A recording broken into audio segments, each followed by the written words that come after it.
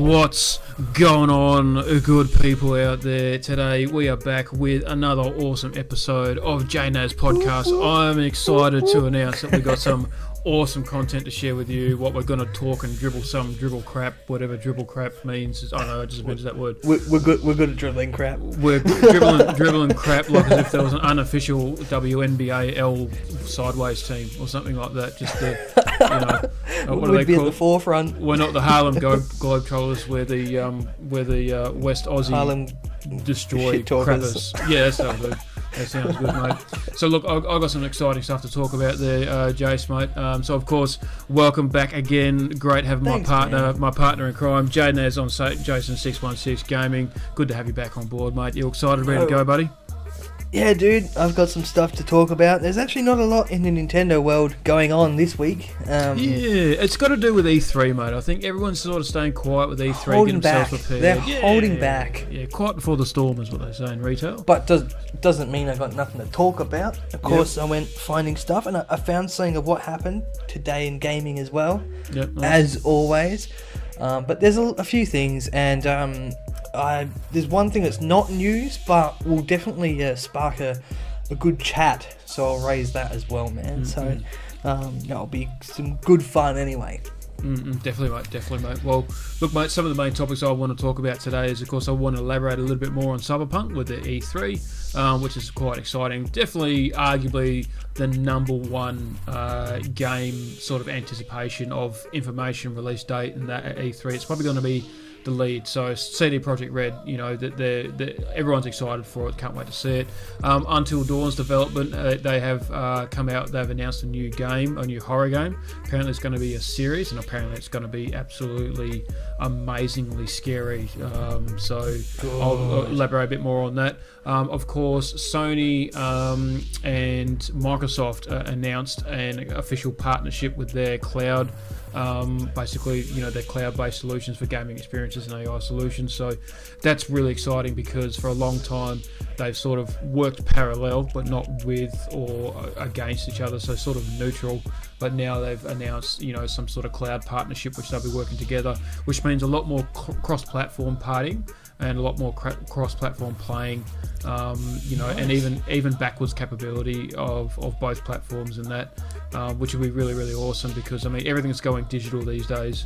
So honestly, I have a massive premonition, 10 years time, everything will be digital. There won't be hardcore copies of games in about 10 years time. Will be like a thing of the past. So, little things like that we add into it, and I'll elaborate a bit more on that later on. And of course, my honourable mentions. So basically, I have a little bit to talk about the PS5, which is quite exciting, and also to do with one of my most favourite games of all time, to do with The Last of Us. It's just an honourable mention to do with Last of Us again, which is really cool. But mate, what have you got to talk about tonight, buddy? Okay, cool. So on my list of things, I've got to talk about the beta for Mario Kart Tour that was recently dropped in Japan. So I've got a bit to talk about that. People are getting a bit pissed off because multiplayer mode may have changed in that from the classic Mario Kart multiplayer mode. Yeah. So people are a bit bummed out about that one. I'm talking about our favourite little worm, Earthworm Jim. He is making another go at things. He's back in the world of video games. Yeah, he's out of the compost. He's out of the recycling bin. He's out of it. No, so he's back in the mix of things. Also, and this is weird for me because I'm going to talk about something that's not retro gaming, and it's a game that I've actually had my eye on for a while, and it drops today, and that is, it's a horror. It's almost like, it's like in a world where the plague existed. It's called Pathologic 2. It's the second installment, but it looks gnarly as hell. So not retro gaming, but a game that's flown under the radar. It's an independent game. So I'll talk a bit about that. And also, I said I had something to chat to you about. It's not necessarily a topic, but it's up for debate what is the best multiplayer game of all time. So I was going to have a bit of a conversation with you about that, which is not news, so to speak, but it is, a bit of something. It's a bit of something to talk about. That would be a hard thing to talk about, man, because it's like saying, who's the greatest guitarist of all time, who's the greatest drummer of all time, because there's always the biased opinion because it's their favourite band, you know. And people always argue it's the guy that did that first. Yeah, is the best. You know, I mean, if we're going by that, I mean, when you look at it, Black Sabbath probably created every single metal riff there is. Almost, you know what I mean? Arguably so. Arguably, you could say that. I mean, there's a lot of things that a lot of people did first. Doesn't mean they were necessarily the best. I mean, Tommy Iommi from Black Sabbath, he's an extremely skilled guitarist, but he wouldn't be the best guitarist out there. He never really had intentions of becoming an extremely skilled guitarist, but then you had great, hard-working guitarists like Eric Clapton, Jimmy Page. You know, these guys used to work, they still do. And I'm not taking any credit away from Tommy Iommi at all, but these guys are hard-working guitarists. You know, I mean, look at Mark Knopfler from Dire Straits. I mean, the guy doesn't even use a pick. Dude, yeah. The things that he makes his guitar do is completely insane. And then you got Peter Frampton, who's one of the first people to do the electronic talking stuff to make that guitar makes it sound like a guitar is talking. You know, he's the first to do that. And, exactly right. And then you got people like Jimi Hendrix. I mean, people said that Jimi Hendrix played the guitar better when he was stoned and off his face than when he was sober. I know, but that dude was damn talented. Yeah, that's damn what I mean. Talented. So to say, and Randy Rhoads as well. Yeah, man. Randy Rhoads is another one. Exactly, Jeff Beck. You know, all of these guys. I mean, there's keep going. Les Paul. I mean, there's a guitar named after him, for fuck's sakes. You know, so to say that this is the greatest multiplayer game ever is like, nah, mate, come on. I mean, you can't really say that. I mean, even just a narrow down top 20s, that would always change. Same with world's best guitarist, world's best drummer, blah blah blah blah blah. You name it. So well, here's the thing: is we normally always talk about what's coming up on the news, but we've never had a bit of a debate, and it'll be interesting to see what we actually name as good multiplayer games. Well, maybe we'll try and think of in the background. We'll try and think of our top 5. You know, we'll probably try and figure out. You know, it'll probably be most likely biased because it's hard to elaborate on the best multiplayer games, ones that you don't play. But we'll have to wait and see. So but yeah, man. All right. So, mate, when you're ready, mate, I'll get the show running. What do you reckon? Yeah, let's do it. I mean, are you running first? Am I running first? What do you want to do? Mate, I reckon I'll go first. Why not? Yep, off to you, mate. All right. Off to you. All right, guys, I hope you have turned your earlobes on and your eardrums are ready to bleed because you're about to hear the latest in the PC, console, retro, and Nintendo news right here on JayNas podcast. So, starting off, as I mentioned before, Cyberpunk 2077 E3 announcement. So as I said, it's arguably the most anticipated game to be talked about at this year's E3. A lot of people are excited to hear about it, see a bit more gameplay footage. I think quite a lot of people were excited to maybe have a little bit of hands-on demo, but unfortunately what I'm talking about tonight is that it was announced by one of CD Projekt Red's spokespersons and announcers and a part of the development team that said there won't be any hands-on demonstrations at E3, which is a bit disappointing for a lot of people, but there will be apparently their stage is set up that there won't need to be. There'll be a lot of hands-off demonstrations going on, a lot of stocking fillers, just a lot of in-between-the-line details about Cyberpunk. Cool. So you don't really need to do a demo or anything like that. So they stated that last year, Cyberpunk 27 was hands-off demos, was reserved for the media appointments, and footage of the game in action wasn't shown publicly until after the Gamescom in August. So basically, what he's come out and said is that basically CD Projekt Red's president and CEO Adam Kursnick previously described E3 2019 as their most important one ever, promising the developers that they have really prepared a strong show. And basically, hopefully we'll find out the game's release date and all that sort of stuff, or at least its release window. Mate, saying it's the most important one ever, that just puts the nail in the coffin, that in a good way, that there's going to be a release date. We're going to know when it's coming out, and my premonition is the October-November holiday window, as what a lot of North American and European gaming developers usually try and do, because that's when they can also release the most sales and that. And honestly, it's extremely exciting news. I can't wait. It's the biggest game that I'll be looking forward to see. So look, it's a closed off demo, but it's promising that it's going to be a massive announcement. Honestly, that'll be the big one to look for. If even no one's really even heard of Cyberpunk being in development, you got to check it out. It's going to be literally, it's going to be the bar raiser in open world performance gaming, in my opinion. Interactive role playing, decision making, you name it. It's got everything in it. Except I don't think it's first person. I think it's all third person. Or is it? What? Hang on. Is it all first person? No, sorry. I'm an idiot. It's all first person. I don't think it goes into third person. I can't. Okay, cool. I think it'll probably change by the time that comes out anyway. But yeah, man, it's going to be awesome. I'm really excited. I was even talking to a guy that we follow each other on Twitter, that he's someone that doesn't really get excited for games. And I said, not even Cyberpunk? He's like, mate, that's one of the least ones I'm excited for. I said, mate, you're a nutcase. So, but hey, that's his opinion. So, but yeah, man, Cyberpunk 27, it will most definitely, I'll put money on it, it will most definitely have a release date announcement this year. E3 2019 won't have a demonstration booth, but honestly, apparently it's going to be absolutely nuts, and do not miss it. If you do not watch anything else on E3, you gotta watch Cyberpunk 2077 for sure, man. But mate, that's me. Over to you, man. Sweet, man. All right, well, I'm going to stay in the modern day and age for my first topic. It's so freaking weird talking about something that was released today. And I haven't got my hands on this yet, but I've been following this for about... I put this game on my wish list when it was announced, like, last year. It's before I even actually moved house here, so it was before September last year. When it was already being spoken about, and that's Pathologic 2.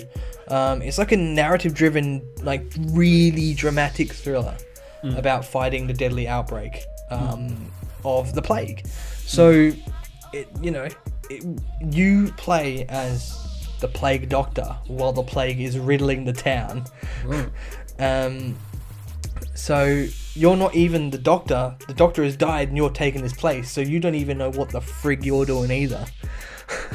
So it's like a survival thriller. So it's like what is being said is there's 12 days in this town. You've got to save as many people as you can on a constant uphill battle, but you've also got to make sure you keep yourself alive in the process. So it's like a complete survival. And you have to manage like your own bodily functions, like offsetting hunger, thirst, exhaustion. You got to make sure, with the plague, how you get the hots, or like, when they say, your skin starts going out, and you've got to look after yourself and everyone. And there's people that blame you for shit that you've got to deal with.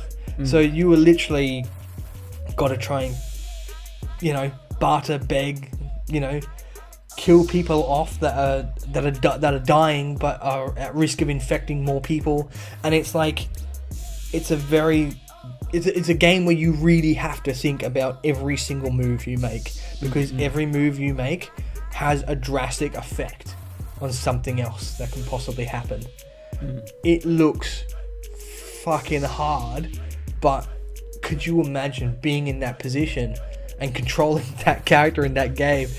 Oh, it would be hard, man, because, especially when it's in Days of the Plague, oh man, I would hate to have been around there, but that seriously sounds like it would be gut-wrenching, that game. Yeah. Knowing that you're responsible for that, but it would give you a thrill as well. And I don't think I've seen any other game like that. I just haven't. Yeah. That does sound pretty insane, man. It sounds insane, and it was released today on Steam.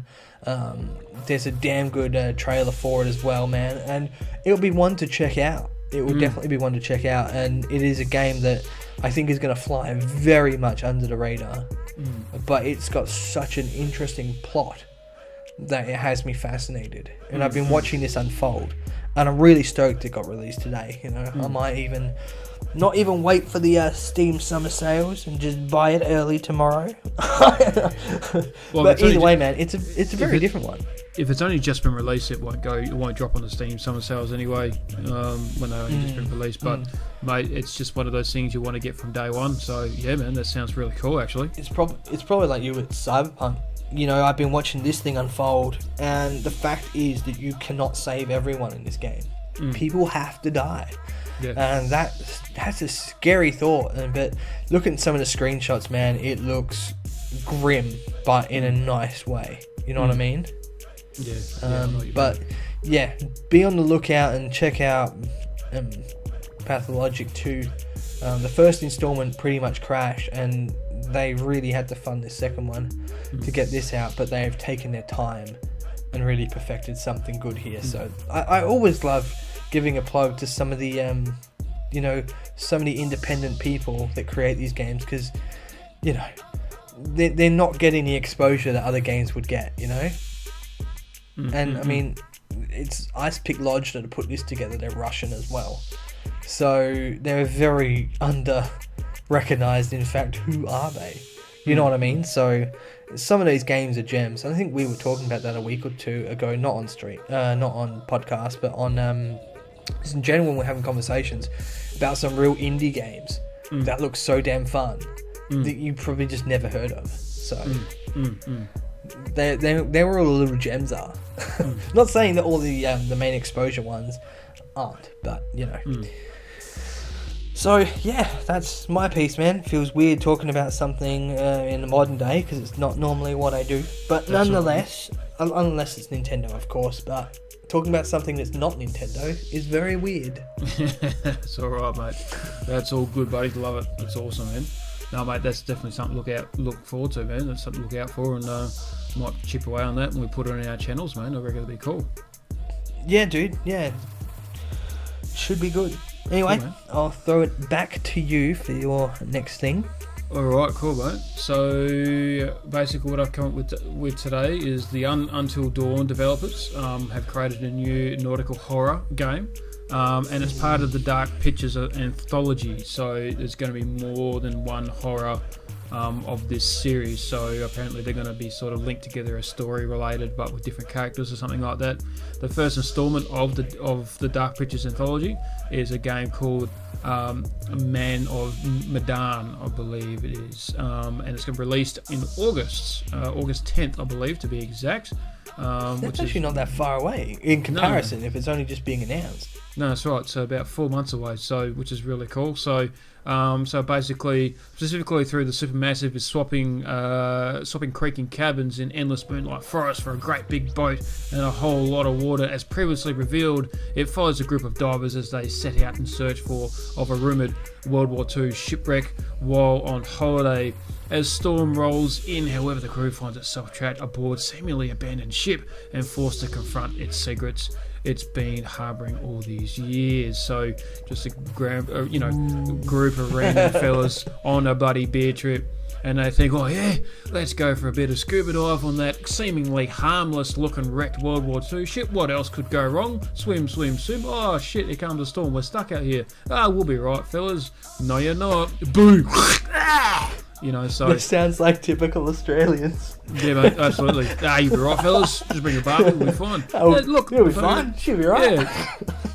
That's all right. The esky floats in the water will be sweet as, fellas. Just all hang on to that, Yeah, that's right. So yeah, man, Man of Madhan, mate, getting released in August. Apparently, it's going to be ridiculously scary. It's going to be completely nuts.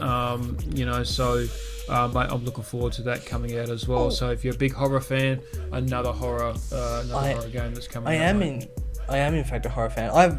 Have you played Until Dawn? No, I haven't. That was really freaking good.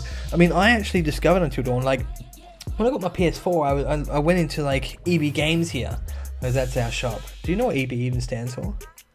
Electronic bullshit. No, what's it stand for? I have no idea. I was hoping you'd know.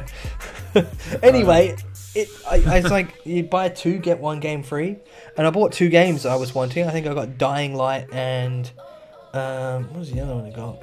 think it was Watch Dogs. Anyway, and I got one game for free, and I was like, I don't know if there's anything even here that I want. And Until Dawn was just one of them that was on the shelf. I went, oh, that sounds probably the best of the bunch. I'll get that. I bought it. I didn't play it for 6 months. I didn't know what the hell to play on my PS4, and I was like, oh, Until Dawn, I'll pick this up. It blew my fucking mind. Like, not only is the story so damn good, but the fact that it's got that butterfly effect kind of structure to it, which what they call the butterfly effect. One decision changes the story. And the aim is to keep everyone alive. And my main goal was, in all horror movies, the poor black guy always eats it first. So my mission was to keep him alive the entire way through, because I always, I tried. Well, I mean, you want to keep everyone alive, but some people test your buttons and you want to kill them off. Yeah. But even to points where you have to stand so still, but the controller is obviously motion censored, so you have to keep your hands completely still. In times where it's a real tense situation, like you have like less than a second to press the square button unless you get like bitten by something creepy. And I did so well, and on my very last move of the entire game, I killed like 5 people in one go. Yeah. And the story was just addicting. But there's like little side quests throughout as well. Like you got to put the pieces of the puzzle together and shit. And damn, man, it was good. And although it isn't really, it was. I can see how it can be very jump scary for people. The visuals weren't scary, but it was.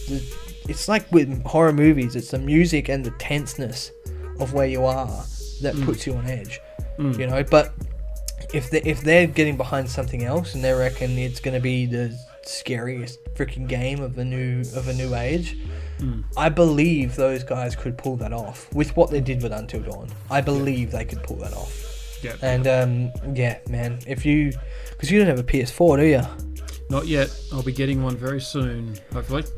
Well, I'll lend you Until Dawn. You will not regret it. Yeah, man. I mean, I'll be making a decision whether I'm going to get a PS4 Pro or a PS5, probably after E3, because the main thing is that Last of Us 2. I can't not play that from day one. So I'll know. I mean, if they announce Last of Us 2 to come out around about the same time as Cyberpunk, I'm just going to get a gun and shoot myself. But hopefully there's a couple of months between the two. So so I have to wait and see.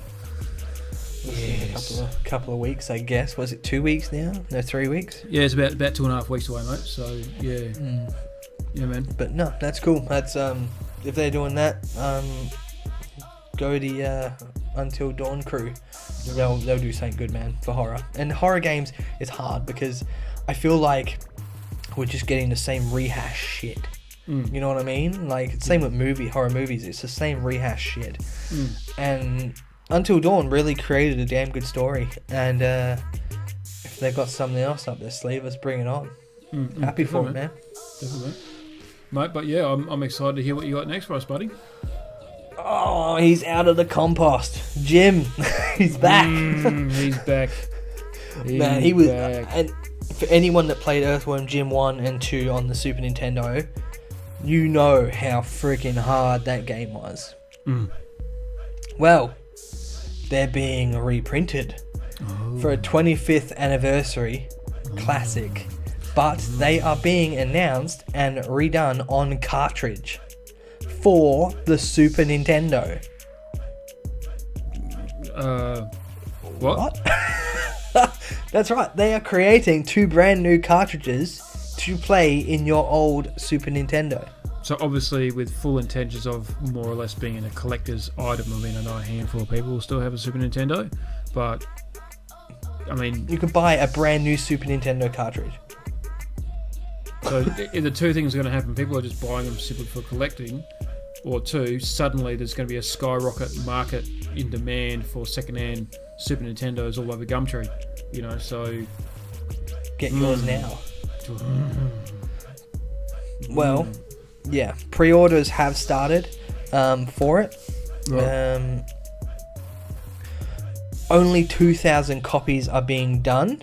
Jesus Christ. And they'll come in brand new bespoke boxes, complete with a new instruction manual and a nice little retro pack surprise, which they're not saying what it is. So the majority of the carts will be coming in udder pink. I don't know if you know Earthworm Jim and the cow story. Bits and pieces, yes. Yeah. And there'll be 100 of those 2,000, which you won't know, will have an alternative cow print, which you will only know when you open the case. So there's only 2,000, and there'll be a rarer 100 of them that will have cow print, which you will not know if you are one of them. They're just, yeah. Each cartridge is, ready for this, and this is in American, $135. Wow. And So- they're going to be released in November. Okay, so about $165 over here. Yep, to get a brand new SNES cartridge. Here's what I'm thinking, man. I'm thinking that if they're releasing cartridges again for old school Super Nintendos, I have a funny feeling that cartridge games will make a comeback. Just like vinyls have made a comeback, I think cartridge games will make a comeback because they still stand the test of time. You know, I have a funny feeling, and I don't think it'll be anytime soon. But with the release of all these new, you know, Sega Minis and NES and SNES Minis and that, cartridges will come back. You reckon? I reckon, to an extent, I think they will. Because I mean, you think the compact disc will go, cartridges will return, and I'm predicting no hardware format. I'm predicting everything's going to be digital and in cloud formation. Okay, here's what I think. Compact discs are already going because you buy games online anyway, and you go into a store, and majority of the time you buy a disc that goes into your machine and then you download it from the internet. Compact discs are already out. They'll be going. Digital age, yes, a lot of games will be bought online and played digitally. But think about it. SNES and NES cartridges and any cartridges are still in complete working order. When you think about it, a disc gets scratched and you're doomed. Right? So all these PlayStation 1, 2 and 3 games, you know, they've got no protection on them. The cartridges, although are still being played and are still, you know, people are still in demand of them. They still want them. You know, and it's just crazy because I feel like they're timeless. Yes, they're now releasing them on the Switch, etc. And, you know, they might have their whole NES and SNES library on Nintendo's digital way. But I think what Earthworm Jim is doing here is quite clever, because if they turn around and say, here we go, we're releasing the original Mario Kart in a special edition SNES cartridge, and it's going to be like, I don't know, like a red cartridge or something, and you can play it on your Super Nintendo, people are going to be like, hell yeah. I mean, Earthworm Jim is probably not the best example to go ahead with if you were going to do that. But, you know, fair play to them. I mean, they're only doing it with 2,000. It's not like, you know, their life's depending on it. And they've already got the game. The game's already been done. You know, they're just creating a new casing, technically. But I think that, you know, I think they can come back. I mean, they did a similar thing with Mega Man X as well. So I think they're going to trial a few of these. And they might reprise them. They might do something different, or, you know, graphics have changed a lot from now. And although people say you can't do much to 16-bit, there's one dude that has actually changed 16-bit into like 3D-ish. So anything could happen, man. But I don't think cartridges are dead. I don't know if they'll make a huge comeback, but I think they'll make a comeback to some extent. Yeah, I do know what you mean. I do know what you mean. Because I feel like PS3 games, I mean, what do you really, when you think of PS3, you don't turn around and go, oh man, I love playing that game. I mean, PS3 was pretty much just, games I had for that were upgrades from games I had on the PS2. And PS2 were upgrades from games I had on the PS1. Well, I didn't have a PS1, but you know what I mean? It follows suit. Yeah, I know what you mean. Cartridges, Killer Instinct, it didn't really go much further. Street Fighter 2 still rules them all, no matter what it's on. You know, and yeah, you know, you still get your Marios all the time, but you know, I feel like when you look at cartridges, there was just some gold there that you can't play anywhere else. You know, they're not reprised for this and reprised for that. And saying that, like, Nintendo, PlayStation, Xbox is trying to reprise old games, but making them look new. Like, I can't bring myself to play the Insane Trilogy on Crash Bandicoot. Like, you know, it should be the way it was done. You know, if you want to play it, get yourself a PS1. But, you know, there's new cartridges coming out in 2019. They're creating new cartridges. What the hell? It's a weird world we live in, man. It's weird, but, you know, it's still pretty cool. That's what they want to do. Yeah, it is cool, man. It's really cool. And, you know, that's some good retro news for you. Well, you were saying about, you know, CDs, you know, you scratch them and they're buggered. So, yeah, you're right. They got a point.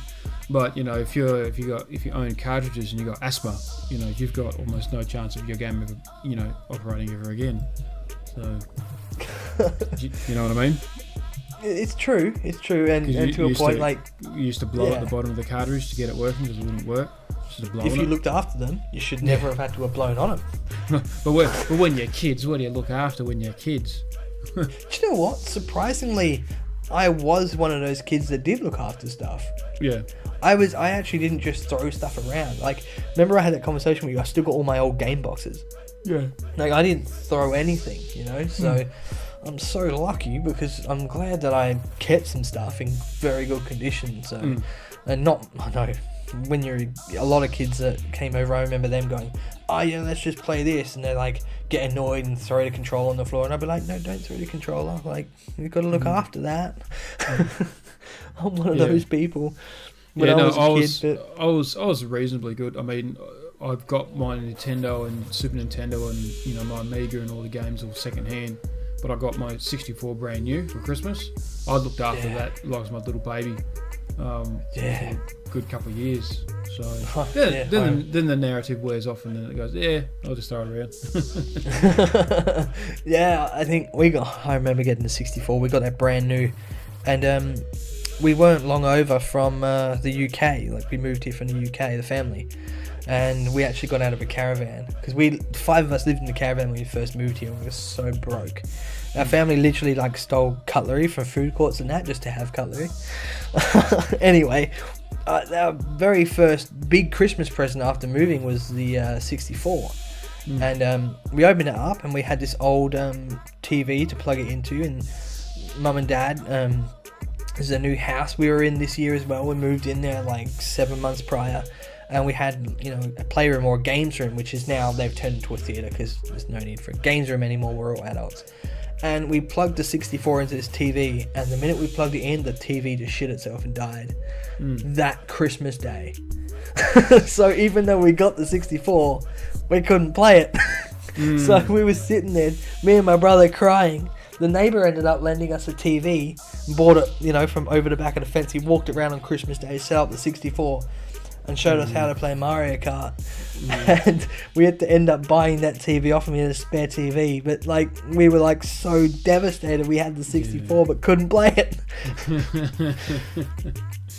Yeah. Good old days, mate. Good old days. Yeah. Alright, it's back to you now, isn't it? I think. Yeah, mate. Yeah, cool, man. Yeah, like we said, we've been talking shit. Like, there you go. It's prime example. That's how we do it. That's how we do it. Throwing TVs over someone's backyard. Fuck yeah. That's how we do it. Cool. What have you got, man? Alright, man. So Sony and Microsoft have announced a joint partnership with their cloud services, which is really, really awesome. So under the memorandum of understanding signed by the parties, the two companies will explore joint development for future cloud solutions in their Microsoft Azure, or whatever you want to pronounce it, to support their respective game and content streaming services. In addition, the two companies will explore the use of current Microsoft Azure data center, I should really say, based solutions for Sony's game and content streaming services. By working together, the companies will aim to deliver more enhanced entertainment experiences and worldwide customers. These efforts will also include building better development platforms for the content creator community. So basically, for what we hear, Xbox, when it comes to like sharing, live streaming, Twitch, content creation for YouTube, so people 12-year-old kids can play Fortnite, record a clip, chuck it on their YouTube channel. It's a shitload easier for Xbox than it is for Sony. So even though Sony has their classic share button and all that sort of stuff, but apparently it's just not that easy. So apparently Xbox have got that, and Microsoft has got that hands down. So Sony has actually realised that they're a bit behind with that, so they decided to work together and develop one sort of massive cloud. I think that basically with cross-platform, people can then do multiple streaming services while doing cross-platform, and probably there's going to be a chance. I mean, I predict it. I've not predicted it. This is a really silly thing to say. I sort of saw it through my head. Imagine, I had an Xbox. You had a PlayStation. Your brother had a PlayStation, and your mate down the road had an Xbox. We could all play the same game together at the same time because there's cross-platform parties. But imagine, just for the fun of it, imagine all of us being able to stream to the same channel, playing at the same time, and everyone could see our gameplay at the same time, whether it be like a simple four-corner motion, and our cameras are in the corner, or it switches between the two as people talk. When people do Skype. I mean, when people talk, their face comes on the screen. When someone else talks, their face comes on the screen. Do you know what I mean? Yeah. Something like that. There could be a moderator option where people are sort of showing whose video gets played for that time, for a period of time, or something like that, and it switches between the two. So that's one of my premonitions. I think Sony and Microsoft might lead to that. They'll develop a cross-platform streaming and content creation option with their cloud services, where not only can multiple people play cross-platform, but multiple people can stream to the same channel at the same time and to their own channels as well. So how it would happen, I don't know. I think YouTube will be a thing of the past in about 5-10 years time. And things like Twitch, there's a couple other streaming platforms that are starting to take off as well. YouTube will be around to a degree, but there'll be something will come up in the next 10 years time, and YouTube will slowly phase out, or it will just become so ginormous, which is quite probable as well because it's run by Google, owned by Google, that they'll just totally destroy competition, or they'll buy it out, so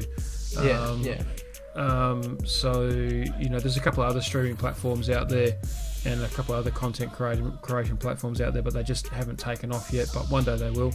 And I think that's one of my premonitions. Is on the same side as that, there's been a prediction that come out that the PlayStation 5 won't do anywhere near as good as the new Xbox, simply because of its cloud services. So former Sony executives have already begun to sound the alarm. Jack Tretton, Sony's former console chief, said he thinks the ever-changing console landscape might topple Sony's rule, because Sony has for the last 20 years, Sony has been the number one console, arguably. I know Xbox took over a little bit, but if you look at the PlayStation 1, the PlayStation 2 especially, PlayStation 3 and the PlayStation 4, PlayStation all round, honestly. So with their exclusives as well, everyone wants a PlayStation. So in a recent interview with Ventura Beat, Tretton observed that the rise of cloud gaming services like xCloud and Stadia, plus the Nintendo Switch, which Nintendo is really starting to take off. Last week we said that Japan's Nintendo Switch have outsold PlayStation 4. So was that you that said that, or me? Because I heard the same thing. Was it you that said it? I think we both mentioned it, to be fair. Because I think you said it, and I remember reading it, but I didn't announce it because I don't do the Nintendo stuff you do. So it must have been you that said it. So I think I was talking Switch. I think I was talking Switch, and you brought up that fact. I think that's what happened. I think that sounds about right. But with Nintendo Switch outselling popularity to the PlayStation 4 in Japan, surging popularity will all conspire to make it difficult for the PS5 to stand out. Sony, well positioned, but I do think they'll face exceptionally more competition than what they did last time around, simply because the PlayStation 4 was released in 2013.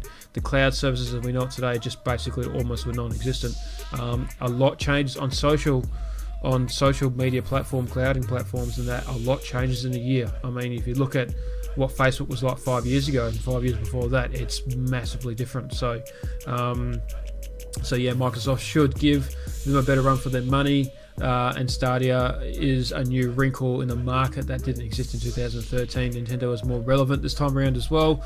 It's going to be a very much more competitive and tough market for the PlayStation 5 if they don't lift their game. I mean, they are going to be making a beast of a machine, but if people can't play it the same way as their friends are when it comes to social media platforms, people aren't going to be interested, because there's nothing more important than your friends being able to see you getting 20 kills in Fortnite and bragging about it in the schoolyard the next day when you can share it on your brand new Samsung phone that would ever be around in that time when the PlayStation 5 comes out, mate. So honestly,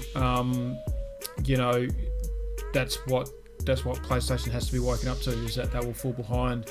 Doesn't matter how good the console it is, doesn't matter how powerful it is, it won't go out to all the 12-year-olds playing Fortnite because, they simply can't share it to certain, streaming platforms and that, mate. So, so look, if you're a PlayStation fan, it may be warring signs, but the hardcore fans know that it's all about the hardware. But at the same time, if you currently do a lot of streaming on your PlayStation 4, there might not be improvements in the actual streaming base, texture, probability of, basically it might not be a step up in the PlayStation 5. You might think, there'll be awesome streaming to stream with the PlayStation 5, or better for my content creations for YouTube.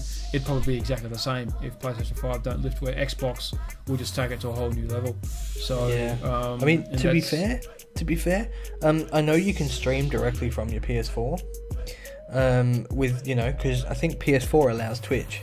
That's right, they do. Yeah. And is that how you're saying they're going to go, like streaming online that way? No, as in PlayStation 4, you can already go to Twitch and all that sort of stuff, right?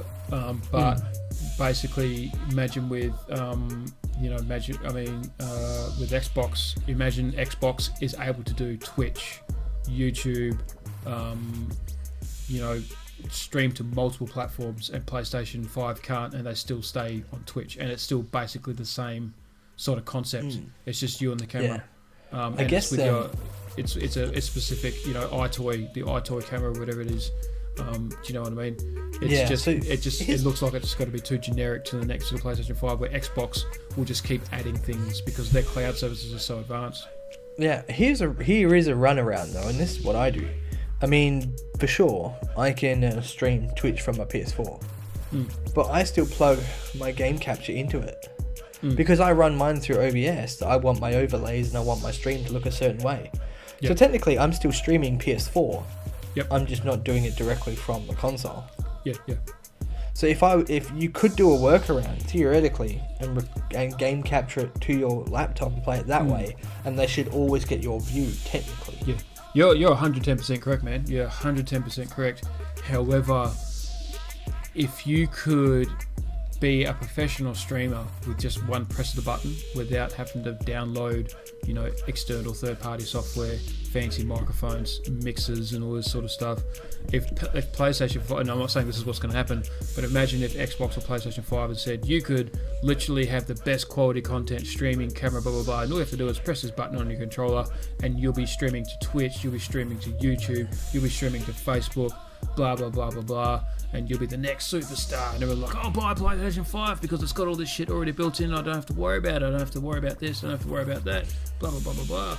So, who knows, man? At the moment, we have to sort of have these external programs and that to try and get it professional, and we sort of, do a lot of work to edit and all that sort of stuff. But imagine Xbox coming out with its own editing software built in. Who knows? So with editing software built in, that would be cool. The thing I don't like about doing that kind of thing is I wouldn't want to, and it would be so much easier with the push of the button, but I actually like not doing that because I like seeing playback live, what I'm actually doing and what I'm actually seeing and what actually looks good, because I can set up my stream beforehand the way I do it and know what the hell is being shown, as opposed to putting something up and then hoping that it came out right. You know what I mean? And as you know, you can never rely on technology. Pushing one button to get all things going on, I can see there being a problem somewhere down the line. Yeah, man, 100%. It's However, going to upset a lot of people. Yeah, I think. I mean, however, if they find a way where it is literally as simple, and like we said, they've got their own, editing software, because I mean, keyboard and mouse is starting to become popular with consoles. I mean, who's to say that the 12-year-old kid playing Fortnite doesn't go on to a program that's inside the Xbox or the PlayStation? This is your latest video that you've just recorded. Would you like to edit this? Yes, please. And then point here, point there. They've already got they've already got plugins in there. They've already got some text formats in there. Maybe there's another cloud, like another service that Xbox provides, that they can get sound effects or music that's free, all this sort of stuff, as part of that. It's a damn cool aspect to think about that. But do you know what the thing that people are going to complain about most about? What's that? It takes up too much storage and I can't put more games on it. Another reason why things will start, going digital, and they'll start doing that cloud storage stuff. It's kind of like how Steam is. So you can have it installed in the game, but it'll always be stored on your cloud. So hence another reason why things will go digital, because I mean, on your PlayStation, to play a hard copy of the game, it's got to install the game still on your drive. And that's why I just go digital, because on your PSN it says that you've already purchased this. Yeah, exactly, mate. So I mean, there's just all these more reasons to start going digital, because you can start storing things on your cloud and all that sort of stuff, and just quickly download it from your cloud, ready to go, to start playing it, and blah blah blah blah blah, and all this sort of stuff, man. So it's just this, again, another reason why Sony has decided to join up with Microsoft about their cloud services and all that sort of stuff. And on that note, a little factor: Sony is developing a VR glove and VR pants for the PlayStation 5. So virtual reality is predicted to become one of the bigger sort of next phase of next gen gaming. Yeah, and we did say that, like, playing video games is like immersing yourself in a book. Well, this is immersing yourself in a physical world. Yeah, man. It's taking it one step further. Yeah, man. So no more of the move handlebars, or the handles or controllers, what do you want to call them? All this sort of stuff. You'll just have sensors in your room, and these gloves and these pants you'll have on, and it'll make first-person shooters really interesting and all this sort of stuff. So apparently they are rumored to be in development, where they'll come out and release when the PlayStation 5 comes out. A couple of years away, who knows? But honestly, that's pretty cool. Imagine doing a boxing game with these gloves on, or it saves you throwing a remote through your TV, doesn't it? 100%, and especially if they're all Bluetooth as well. There's no cords or wires or anything like that. You can literally be in the next, UFC, EA UFC 2020, and be Conor McGregor, and you can actually do all the moves, and all these couch martial arts experts are always commenting on every Facebook page, I would have knocked that guy out. Well, he'll realise that it's nowhere near exactly the same thing, but you know what I mean. He'll be able to put some of his money where his mouth is. So, sure. Maybe just a little interesting twist there, man. But yeah, no, that's my third topic for the night, mate. What else have you got to tell me, buddy? All right, the beta for Mario Kart Tour was dropped in Japan on a Nintendo Switch. Now, Mario Kart has been a staple for Nintendo for so long, and it is very much known for its multiplayer and racing your buddy. And they took it online on the Wii, and it was damn cool. Now they have 12 people in a race, and you're racing people live. Well, Mario Kart Tour, and although this is the beta, has changed the way multiplayer has run. People are pissed. They're pissed because, did we say, was it last week I was talking to you where multiplayer has become almost like you're racing a ghost in a game? Yeah. Was it us that said that? I'm not sure. It's like when when you get dropped into multiplayer, and instead of bumping into people, it's kind of like, they've already previously raced on this course. Well, yeah. That's what Mario Kart Tour has done. It's almost like they're ghosts of previous people who have done the race. Yep. So you're always going to be first. It's just like a CPU driving race, essentially. Okay. Yeah, and it's upset a lot of people because Mario Kart is known for its Grand Prix on, people playing against 12 people that you can actually hit with shells. This one is pretty much just like a time trial. I mean, where's the fun in that? I mean, with racing games, you want to be racing against someone. Otherwise, what are you doing? Yeah. What are you doing? But in saying that, it doesn't have any proper multiplayer mode at all. There's no battle mode, like, you got to pop the balloons and stuff like that. In saying that, it is in beta. So I do hold hope that they change it. And being Mario Kart, you think that they'd switch over to what they know. Maybe they just did that to quickly put something out there for people to play. Because Mario Kart 8 Deluxe came out on the Switch, but it was pretty much the Wii U version, just with all the downloadables and all that already on it. So one would say a Mario Kart 9 would be in the works for Switch. But maybe this is just something easy to keep people going, or maybe Mario Kart Tour is the next thing, but they're giving it to us in parts, or they're just giving us a taster of something. I'm not too sure, but you can't have Mario Kart without multiplayer mode. It's just a big no-no. Yeah, it doesn't make sense. It's a big no-no. It doesn't make sense. Exactly, it doesn't make sense. So people are pretty bummed out. They want multiplayer mode, and I think Mario Kart is one of those games that is for multiplayer mode. But people are upset, man. There's like people saying, isn't the entire point of a Mario Kart game to be online multiplayer? Yeah, man. Like, I agree, I agree. But either way, Mario Kart Tour just isn't working. No. It's just not working. That's a shame, man. That is a shame. It's the usual roster. It's just a selection of retro tracks. The retro tracks. They've cut it down to just 2 laps instead of 3. It's just not happening. It's not happening. Disaster Pass. And it's, for the phone as well. It's just vertical with touch input and swipe commands like normal, but in no online multiplayer mode. It's a phone game as well, so it's what the hell? What are we doing? Any Mario Kart should have a multiplayer, not just you racing yourself. There's no fun in that. There's just no fun in it. Especially with being on a phone, man. You can sit next to your buddy, and even though you're sitting next to your buddy, you can't even race each other. Yeah, that's it. That sucks. That sucks. It does, mate. So that's upset a lot of people. So Mario Kart Tour not doing so well. Hopefully that changes, because we're gonna have some fired up people. Mate, I don't bloody blame them. Don't bloody blame them. There's nothing better than crossing over the line before you mate just by a split second, and you send them a message. You go, yeah, suck it up your ass. Yeah, no. So it's it's definitely good fun, mate. Cool. So are you left with anything else? Yeah, mate, I've got a couple of honourable mentions, and do you feel old yet, mate? So I'll do one of my honourable mentions. What else have you got to tell us as well, buddy? Have you got much left to tell us? No, I was just going to see if you've been thinking about those multiplayer games. So how about you do your honourable mentions, and we'll do the Today in Gaming, and do you feel old yet? And we'll finish up with our multiplayer games. Yeah, all right, see mate, what we end up with. That sounds good. All right, mate.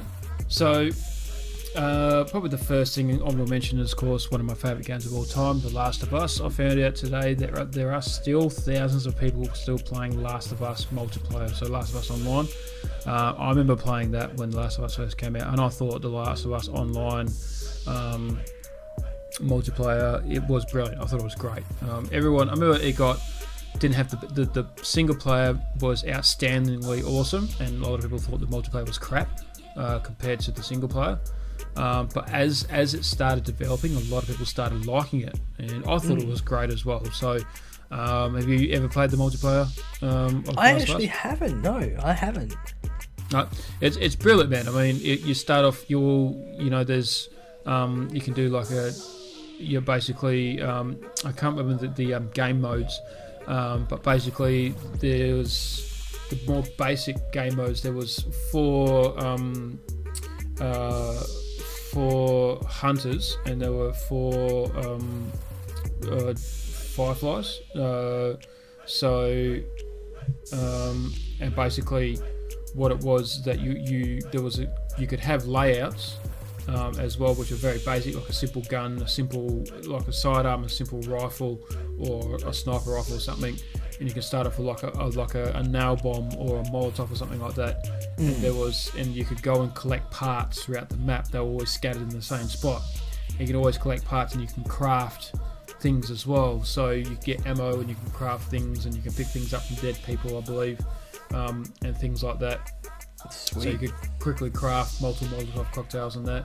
And there was ones where there was 4 versus 4, and then once you die, you're out of the game until you're out of the round. So whatever team has all their players left, or one player left, wins the round.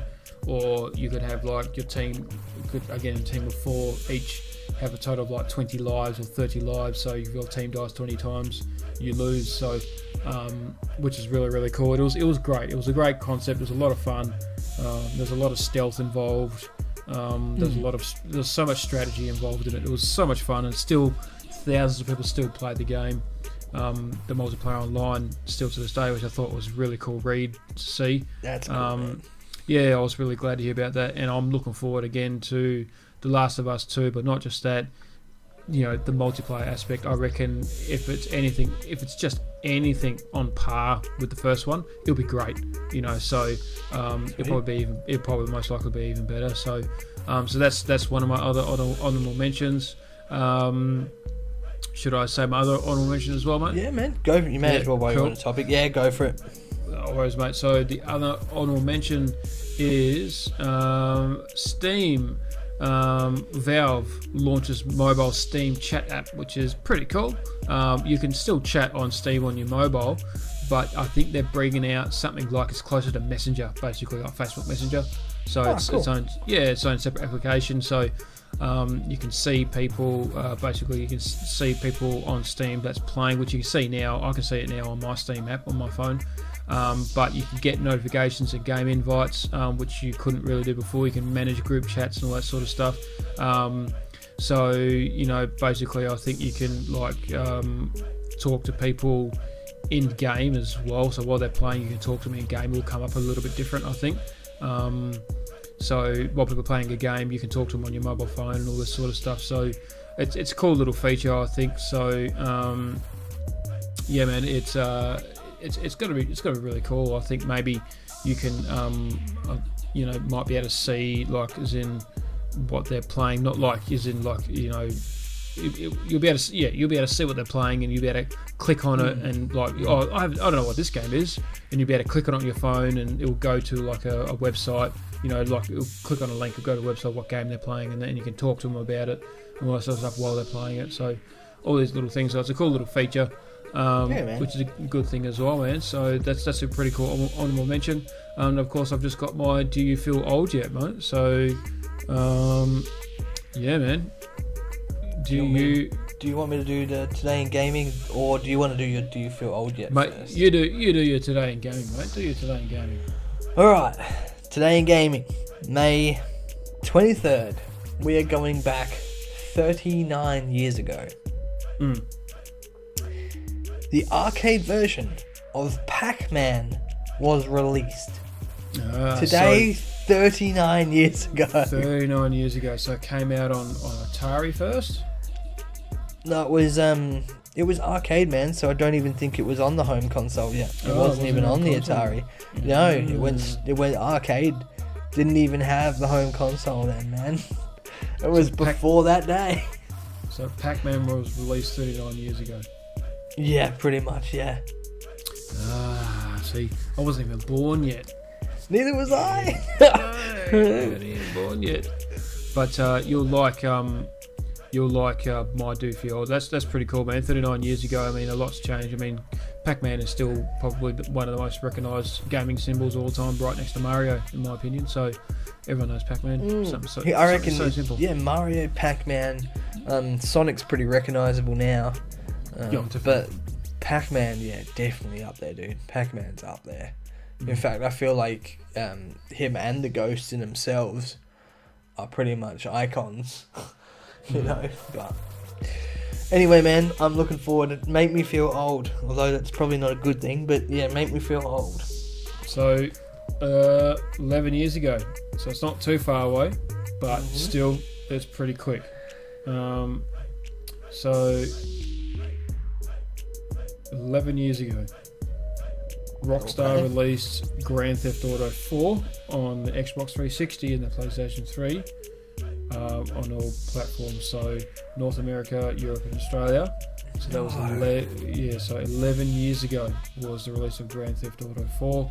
The game has sold 25 million copies. So that's a pretty cool little thing, man. Because I mean, Grand Theft Auto 5 was like 6 years ago. So, and that was 11 years ago. So it felt like only just around the corner because of Grand Theft Auto 5. But that 11 years went really, really fast. That went really quick. That went nuts. So I find that hard to believe. Yeah, man. Yeah. I know. Talking about GTA, do you want to know the other thing? Today in 2001, Grand Theft Auto 2 was released. Yeah. It was a GTA day on 23rd of May. That rhymed.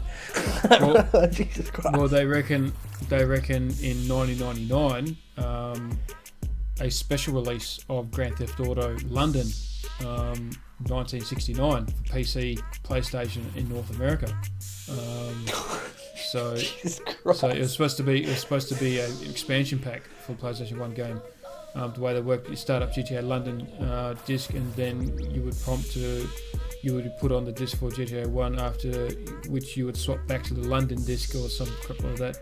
So it was weird. So there was so 20 years ago there was Grand Theft Auto London released, but only very limited.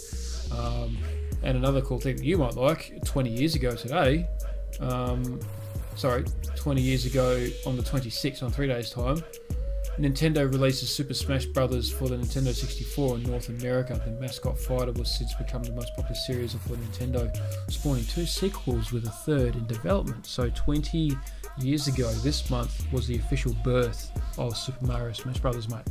That's insane. And you haven't even played it. No, not at all. Also, another one, what happened on today in 1990, the official version 3 of Microsoft Windows was released. Yeah. So, there you go, another throwback before Windows 96, which already felt old as hell. I couldn't even imagine a 1990, I was 1. Yeah. But, so much happened on 23rd of May, actually, when you think about it. So much has happened. Yeah, man. A few bits around. Yeah. Alright, I suppose it's time for a bit of a debate, huh? Alright, let's do it. Alright, so multiplayer games. What do you think defines the 5 best multiplayer games for you, and why? Okay, so I'll give you say your 5th, I'll go with my 5th, and we'll work our way up. Because I feel like, Alright, so 5th favourite multiplayer game of all time. Alright, or my favourite, or what I think is like the best. It could be. I mean, it's going to be a biased list anyway. So, because what you enjoy is you think is going to be the best, either way. So, it is, mate. It is. All right. So strongly, because like I said, this is going to be pretty sort of, like I said, biased in its own little sort of way. Probably number 5. And I did mention it last week. Even though I've never really played any of them. But you can't just go past it. Number 5 have to be World of Warcraft, original World of Warcraft Classic. So that was the basically the benchmark, the landscape of online MMO, RPG kind of RPG. Style. Yeah, it's setting the benchmark, honestly. To be honest, so that was a great multiplayer game, man. To be honest, and that's definitely, even though I liked the game, but I never really played it. But you just can't not overlook that. That has to be in, any sort of top 5, top 10, top 20 list, World of Warcraft for sure.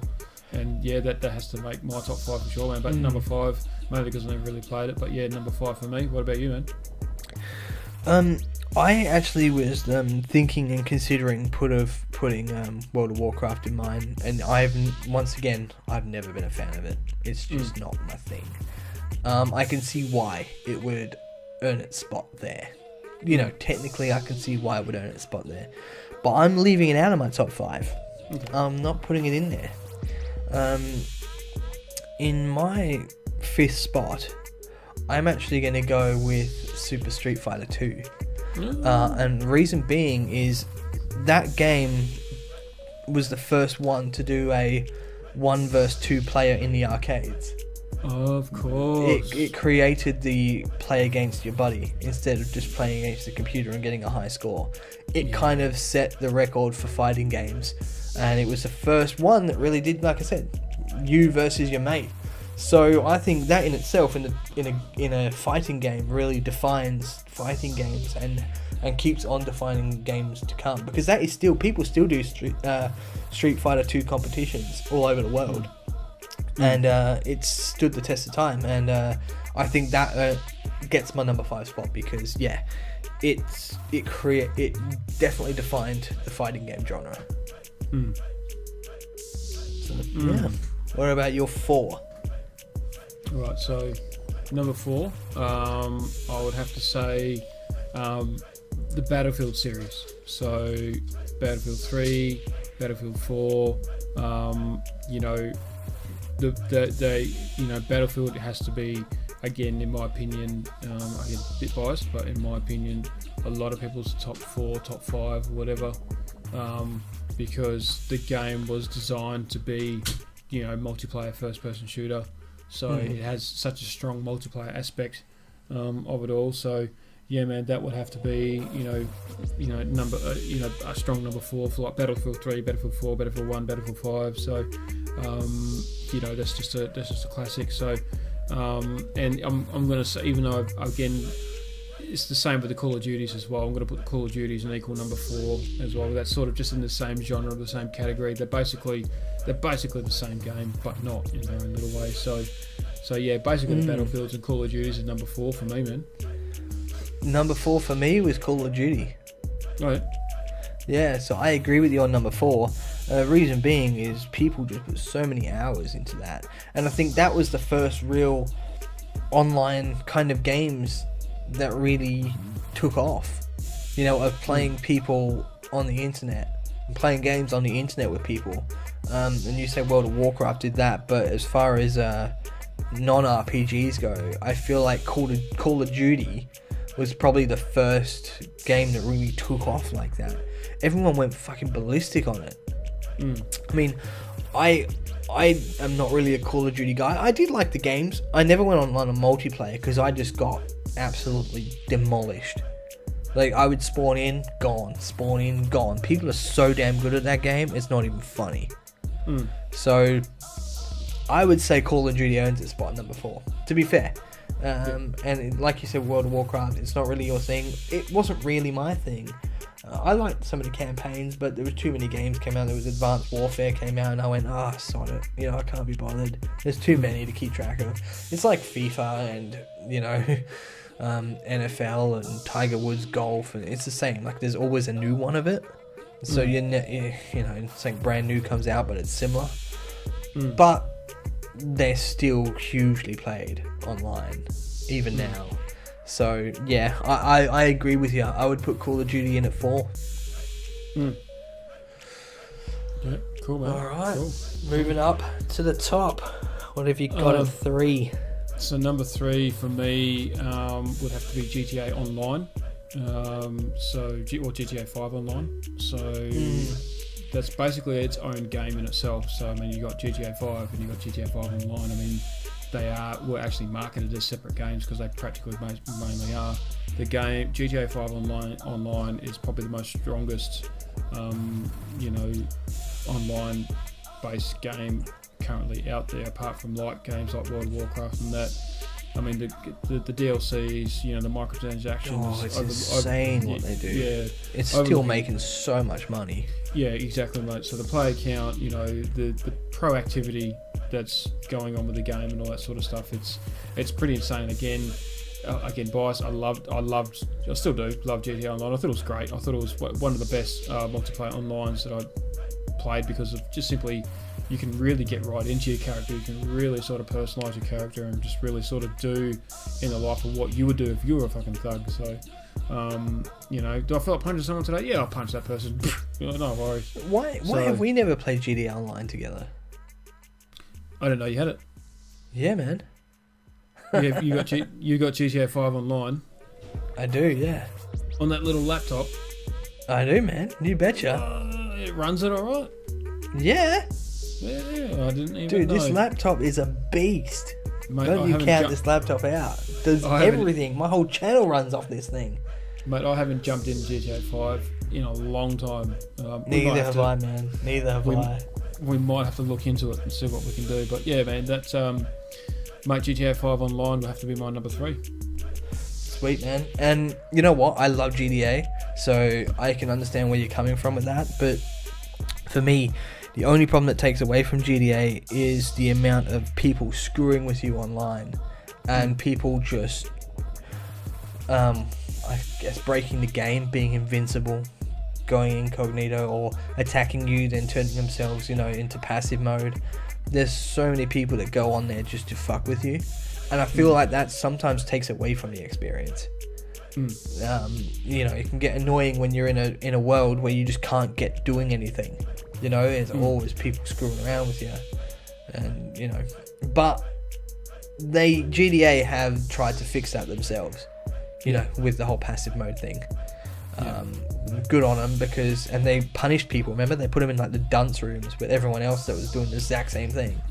Yeah. And you had to rock that dunce hat for a while. Yeah. So I never got one. Neither did I, but I haven't played online in that for like 3 years.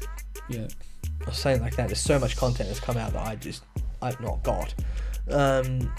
But number 3 for me is a bit of a far out there one.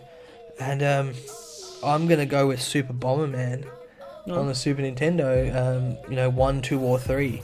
Very different kind of multiplayer game.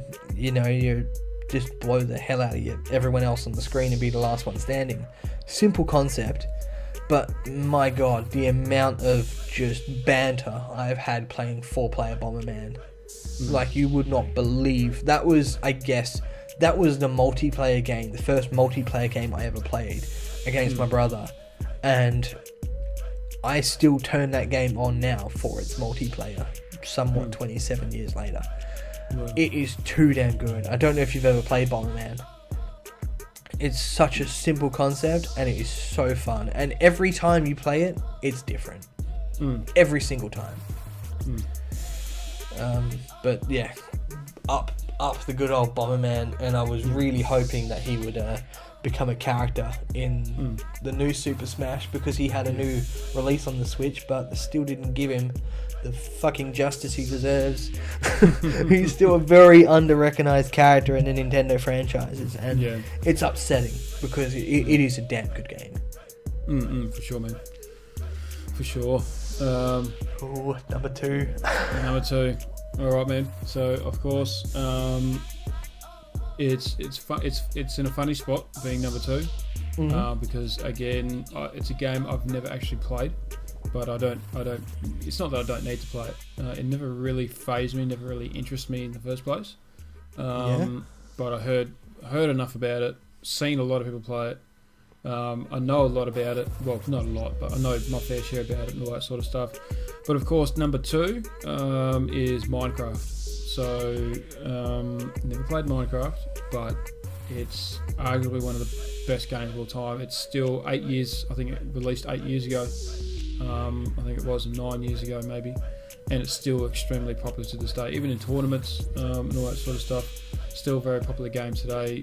Still aimed at the younger crowd, but still we get a lot of people of more mature age that have grown up with Minecraft and that. So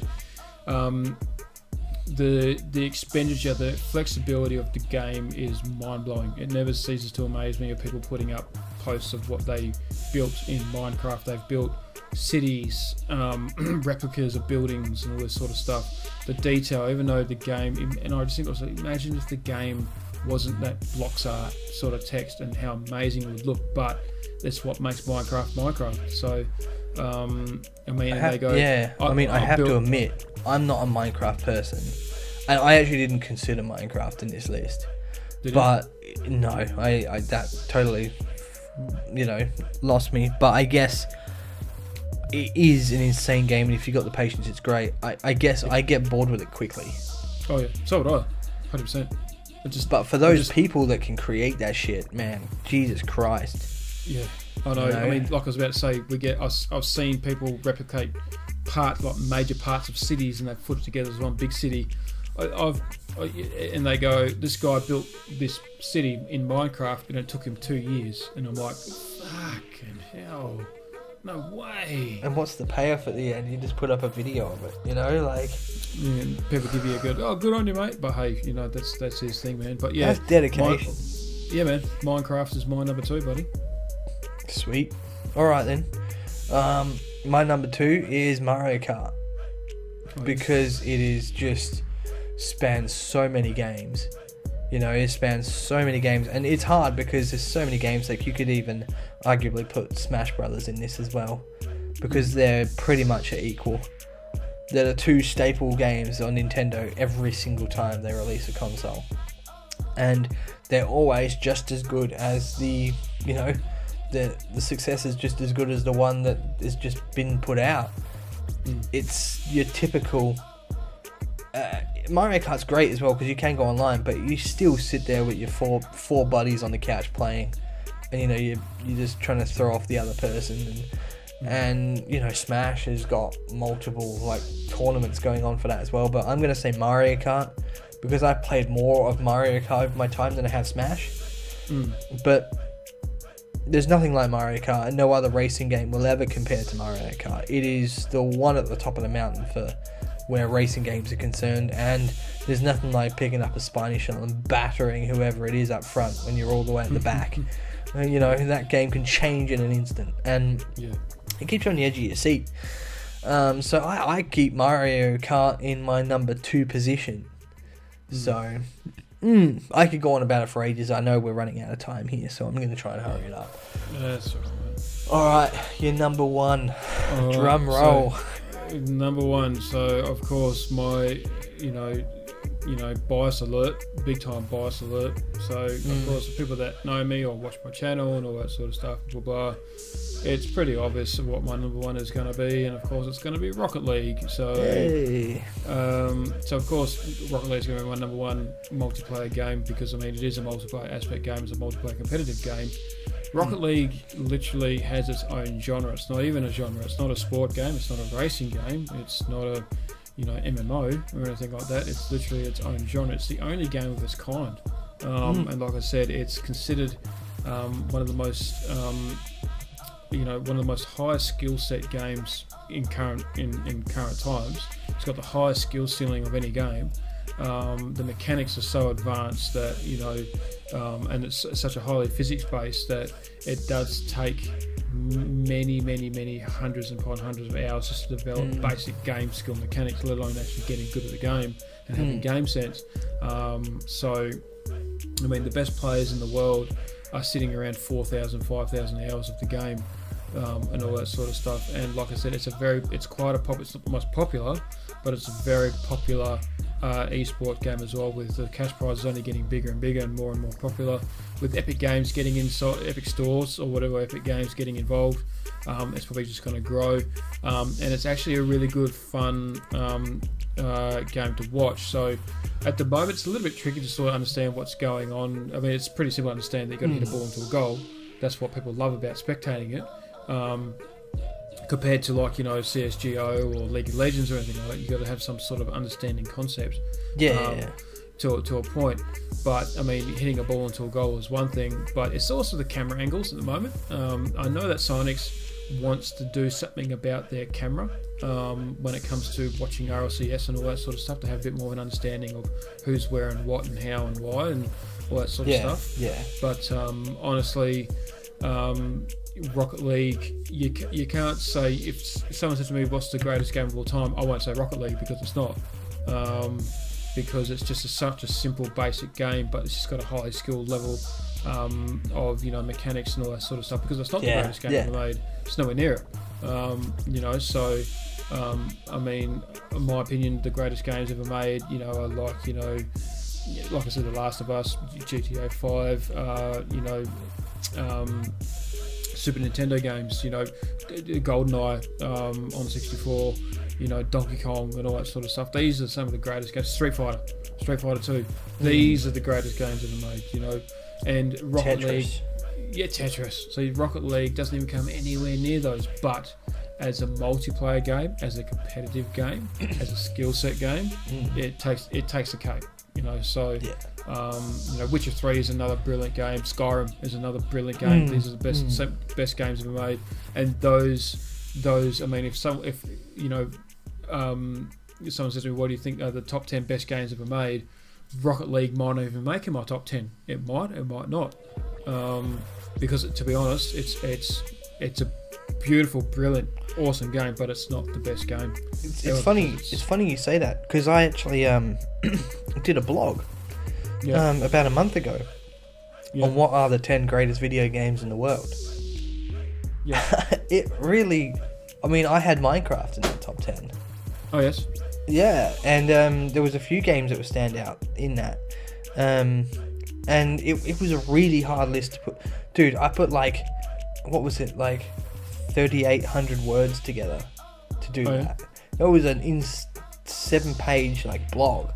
It was huge, and I put it all down to what sold, what was popular, what characters. I took everything into consideration. It was a freaking hard list to do, but and it's it's a toughie. It's a real toughie. And there are so many aspects to a video game that why it makes it the best game in the world. Yeah, big time. Well, and that's the thing. I see with Rocket League, it's basically the same thing over and over again. One card, 2 cards, 3 cards, knock a ball into a goal. Bang, bang, bang, bang, bang. Do you know what I mean? There's nothing else. I mean, there are different game modes where there's a basketball hoop or there's a hockey puck and all that sort of stuff, but no one really cares about those. The community doesn't really care about them. And that's the other thing, is that you can't change the game because of how the game is and how it develops. What keeps you playing is you simply wanting to get better. You want to keep doing the same thing over and again because you want to. Your skill set will make a different outcome of the game. So, things like that. So, yeah, man. And it's like I said, if I was to say Rocket League is one of the best games ever made, I might as well say FIFA is one of the best games ever. Which one?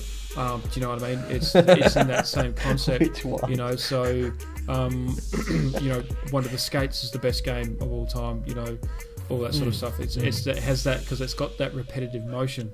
You know what I mean? That rehash same scenario, but you just mainly get better at the game. But you hit the skill ceiling in these games. There is a lower skill ceiling in NBA 2K, in FIFA, in Skate, where Rocket League, it's always developing, it's always evolving.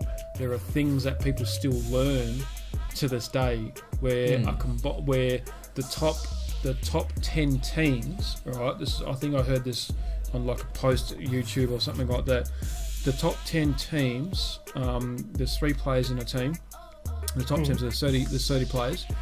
If each player accumulated all their hours together, it's something like 4.5 years of gameplay. If they accumulate all the hours that they spent in Rocket League, it's 4.5 something like 4.5 years in total, or something like that. And these guys still find new ways to improve, whether it's game sense mechanics, car mechanics, ball dribbling mechanics, aerial mechanics, all these kind of things. There's always, the game is constantly evolving. Always is. So, and that's what I love about it. I mean, it is not the best game ever made, but it is the best multiplayer format competitive game of all time, in my opinion. So simply because of just what it is and how it develops, and all that sort of stuff. So, no, it's not the best game ever made, but it's the greatest game of the multiplayer competitive aspect. In my opinion, man. Yeah, and I've never played it. I've wanted to play it. I say that every time you speak about it, and I can see why, because it is out there. And funny enough, the game that gets my number one spot is a game that people do criticize as being very outdated, and it has to be the thing that defined multiplayer gaming, and that is GoldenEye. That is the number one multiplayer game for me. Everyone criticizes it. Oh, it's so outdated now. No, that thing is class. It is so class. And yes, it's an old school game that is never going to be changed. It is the way it is, and it's the way it's always going to be left. But God, that did so many things. And the fact that multiplayer mode in that game was only added in 4 weeks before its release date. They weren't even going to have it. That game was defined by the multiplayer mode, and they only quickly slapped that together in 4 weeks. That is insane. But there's nothing like. I mean, the only thing they fucked up is they called Knick Knack Oddjob. He's not Oddjob. He's Knick Knack. Oddjob was never the small person. But yeah, it's funny how a game that was never meant to be a multiplayer game is on the top of my list as the best multiplayer game. Yeah, and the fact that you to use cheats in multiplayer games and stuff like that, in you have to unlock in the main campaign mode. I've clocked that game all over. There's nothing left I haven't done in that game. Fuck, it was hard, but when you think GoldenEye, you don't think story mode or campaign mode. You just think multiplayer. But GoldenEye is up at the top of the list. It just, and a lot of shooters from there on used GoldenEye's engine, really. Well, in my opinion, like I said, GoldenEye is one of the best games ever made, and in my opinion, it's very timeless. I mean, yeah, it is in its own little way outdated to a point where what has that barrier is probably the controller, because controllers have developed a lot over the years. But like you said, GoldenEye is getting developed in Unreal Engine 4. I can't wait for that. I mean, I would love to be able to play GoldenEye on a keyboard and mouse in Unreal Engine 4 graphics, and literally play it from start to finish like how I did when I was 10 years old. That would just be absolutely mind blowing for me. That'd be amazing, wouldn't it? It would be insane. It would be actually insane. Yeah. But that's my number one spot. And games that we said there, I think you can see why they all earn their spot there. You can see why they do. Yeah, definitely, mate. Well, any honourable mentions? No, man. No honourable mentions. I pretty much summed it all up. Talking about Bomberman, I stream obviously tomorrow morning. I'm streaming in 9 hours, so 9 hours, maybe even less than. And now talking about this, I'm gonna stream Bomberman tomorrow morning. I'm feeling that Bomberman feeling. So honourable mention to Bomberman, because it's made me want to go and play some Bomberman on Twitch tomorrow morning. Yeah, that's awesome, mate. That's awesome.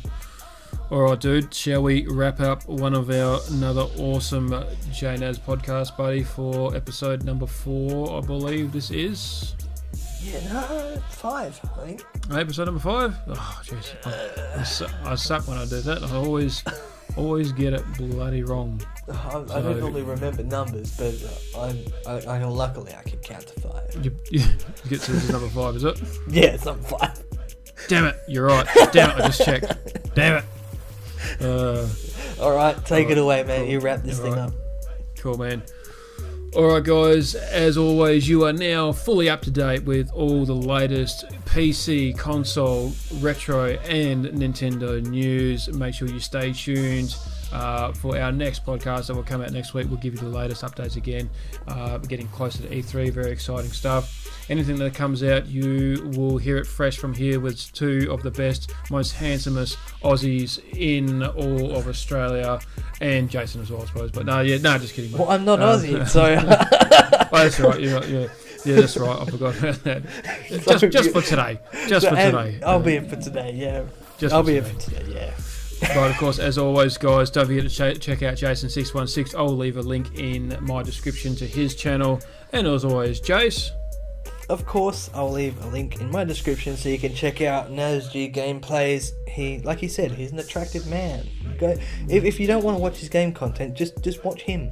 He's amazing. Yeah, just check it out. That big nose is the size of the screen on there. With my Aussie slang in mouth. Well, it's a competition between the size of your nose and how big my head is. But we're still attractive. So yeah, sometimes in the dark after a few drinks.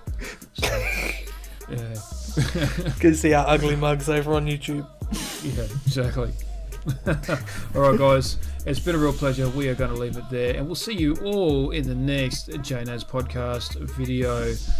Bye. See ya.